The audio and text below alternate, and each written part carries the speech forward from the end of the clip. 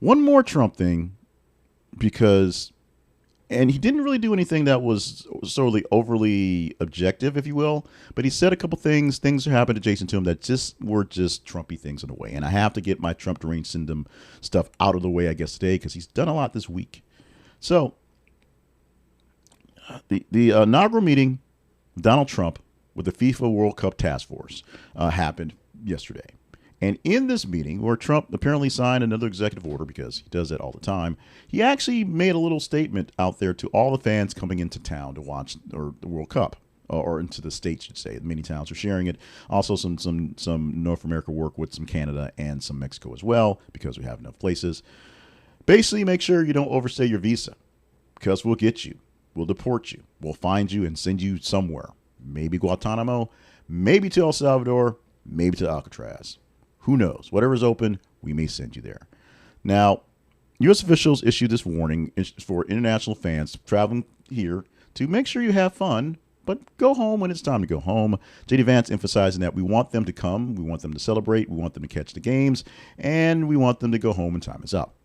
Secretary Kristi Noem is basically on the job, saying that Ice Barbie, as they call her in some circles, is supportive and will make sure that she will take care of the folks who are sticking around too much.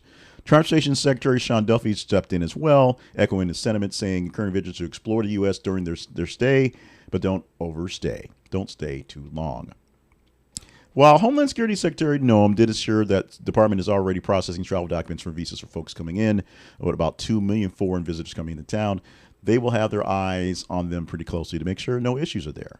You would think that we're not sending the right message with these folks in these messages, but these are the messages that are the right messages per the administration. They want your money. They want your eyeballs. They want you to come visit for this short period of time, but they won't want you sticking around. Don't use this as an excuse to find your way in here and make any anchor babies or something like that. President Trump said the U.S.'s ability to host this is the biggest, safest, most extraordinary World Cup in history, because everything's the biggest and most extraordinary, and significant economic benefits with about $50 million in output and 300,000 jobs for the temporary time per FIFA President Gianni Infantino.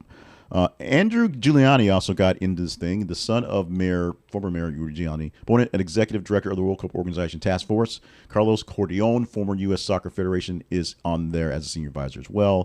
2026 will be a big year for World Cup for FIFA in the United States, plus Canada, plus Mexico, hosting 78 games in the U.S. and 104 matches altogether. Administration had a strict stance on visa adherence, of course. And if that's what you're leading with, well, that's what you're leading with. The U.S., us, are getting a reputation not being friendly to foreigners in any cases, whether you're legal or maybe you're here on an actual valid visa. So we have these issues. Not knowing will there be any sort of holdup for people coming in and extra screenings for them coming in general and extra screenings going out in general. But we do know that the government, the administration, is on the lookout in 2026 for thousands, hundreds of thousands of people coming in to watch soccer games and then making sure they leave as soon as their teams get bounced immediately.